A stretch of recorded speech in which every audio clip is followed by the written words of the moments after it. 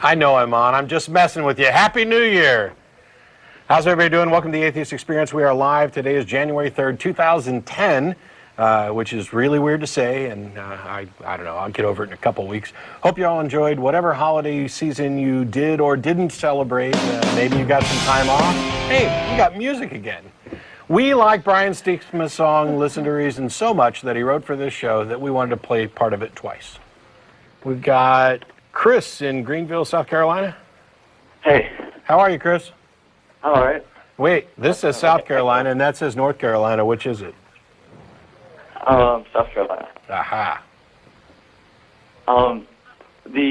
Actually, the previous caller kind of got me thinking about something about, like, demonstrable evidence or something that, either there was the creator of the universe or there. What would you guys consider evidence for a creator? Something like, would it be like seeing a creation or something? I mean, something created like out of nothing or something. Seeing something created out of nothing, like in a verifiable context, would certainly help to at least demonstrate that such a thing is done. I mean, I guess there's like virtual particles, and I'm not really up on all of what's available for evidence on those, whether they've been demonstrated to what degree. But yeah, there are these things called virtual particles, which are a model that pops in and out of existence. I don't know how valid or invalid it is. But that's a fantastic question, because the idea of would you accept a God, what would it take for you to believe in God, it ultimately depends on how they're defining the God. So yeah, I need to know what it is the claim is before I can say what it would take to demonstrate that claim.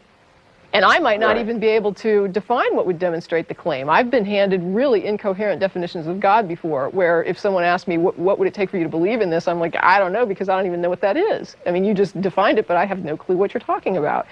So it really depends on the claim.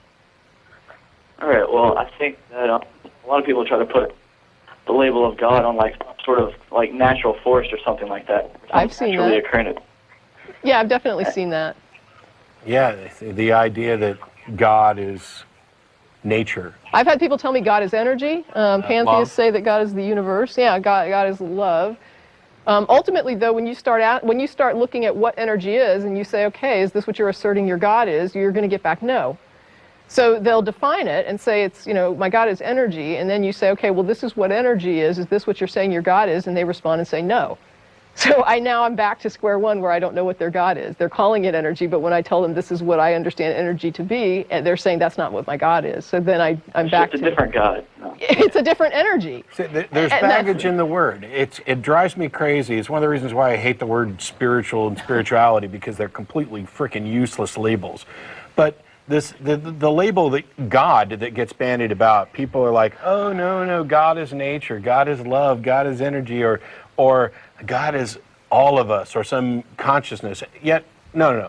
The word carries some baggage with it because of its historical use. It would be wrong for me to say, this coffee cup is God. It doesn't have any of the identifiable characteristics of any of the classical definitions of God where we get the baggage from. And the biggest one is, this exists. I mean, there's one big difference for you right there. But it's dishonest, disingenuous of people to try to argue God as something else. Hey, if God is energy and that's all, just use the word energy. Okay. You don't get to add the word God and then ignore the baggage when it's convenient, and yet use the baggage when it's convenient.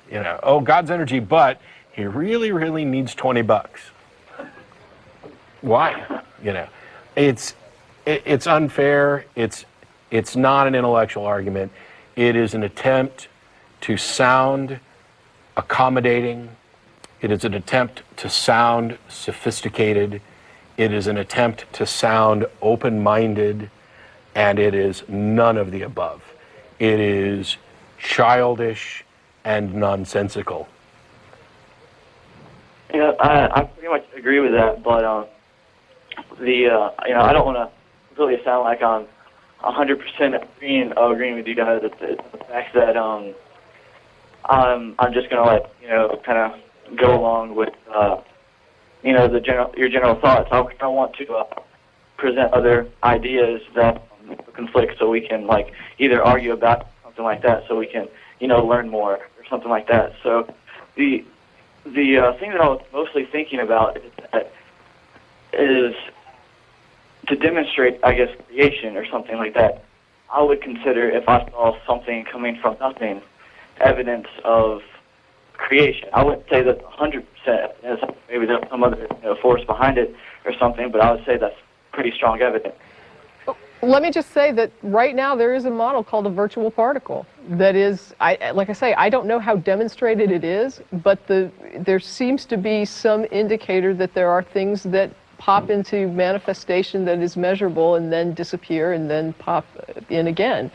So you might want to look that up, because my question would be, what if you had a particle that could wave in and out of measurable manifestation? That to you would be demonstration of creation? I've seen something. I would say no, that because it's sort of. I really don't know how to express my ideas about it. I can't really find the right words. I wish I could. I guess articulate my thoughts better, but I think one of the things we have to be careful about is, what you mean by something from nothing.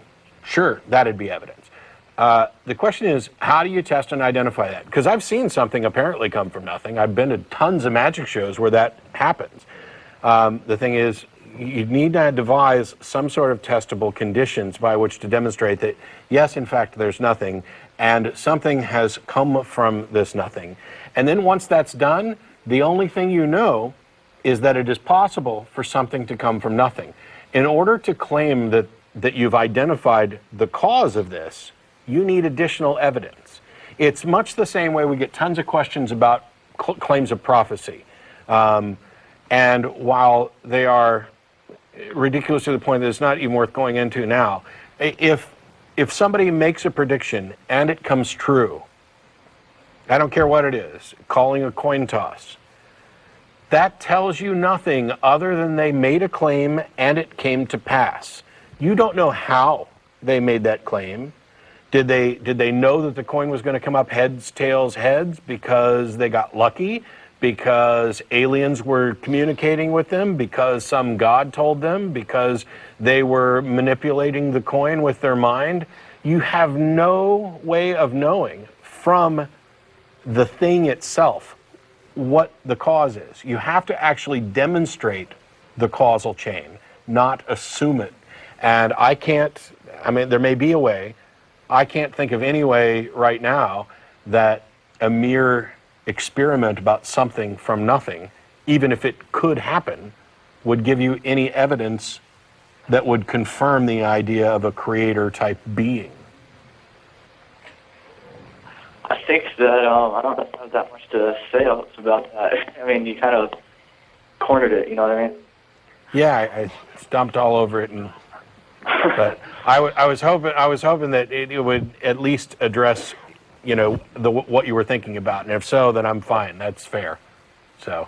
Yeah, well, the thing that I sort of wanted to address was like, I was gonna sort of say that since the Big Bang Theory, so something came from nothing, potentially that's not what it says. That's not the theory. Oh, okay. I guess I need to look some more stuff up about that. If you email the list, I'll send you some links. Okay. Yeah, it's worth doing, and it's common misconception. This is, people, in much the same way that I probably just said 20 things wrong when talking about quantum mechanics, although I'd hope that somebody would have slapped me before I got to 20. It's an area that I don't know enough about. And by and large, most people don't have, and I'm included, I don't have any kind of great understanding about Big Bang cosmology or I'm not an astrophysicist or anything. But I have done, evidently, a little more studying than the average theist, the average creationist, I'll say, because they constantly come with the exact same claims that simply aren't true. Right. And they're easily resolved by going and picking up a few books, a few articles by by real scientists, and some are better than others at explaining things in terms that any of us could grasp. So, and Tracy has links that would work good for that. Well, actually, the main reason I was calling wasn't necessarily about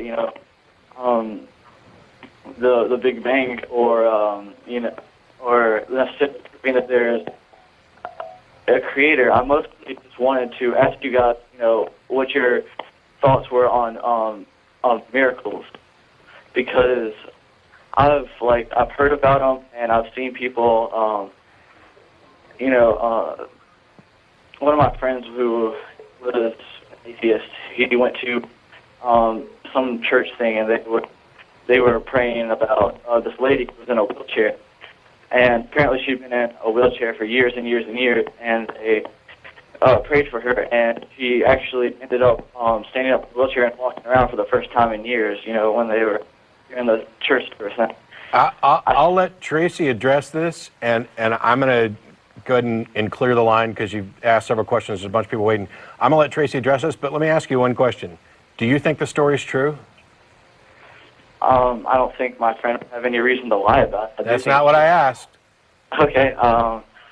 Yes, I do think that it happened. Okay.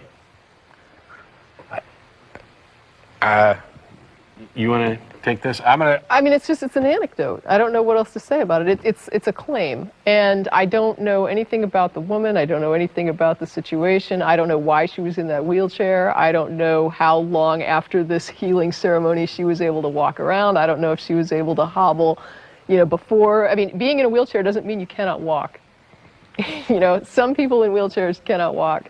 Some people in wheelchairs have difficulty walking, and I have yet to see any verified divine healing. I don't know what else to say to it. Yeah, my big problem here is that, and this isn't, I'm not attacking you, Chris, I'm trying to explain this. Your first response when I asked you if you believed it was that your friend didn't have any reason to lie. Now, what that tells me is that the best reason you can think of for believing this is that it came from someone who doesn't have a reason to lie to you. That's not good enough. That's not remotely good enough. There are plenty of people who have no reason to lie, who relay stories that aren't true, that they may believe, or that they may be even doubtful of, but have heard second and third hands. And my response is, where is the scientific confirmation of these miracles? There isn't any. Well, it's just like the question of, there's a lot of people that claim they've been abducted by aliens. Right. And they have no reason to lie. I mean, they're not all getting rich or something. In fact, a lot of them are being ostracized as lunatics.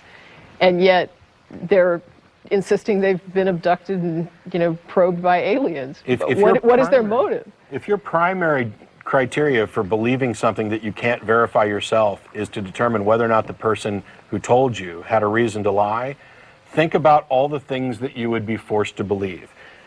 Whatever religion you may happen to adhere to, wouldn't you also have to believe all of the other ones? Because there are sincere believers in every religion who have no reason to lie, who will tell you their miracle stories and their religious beliefs.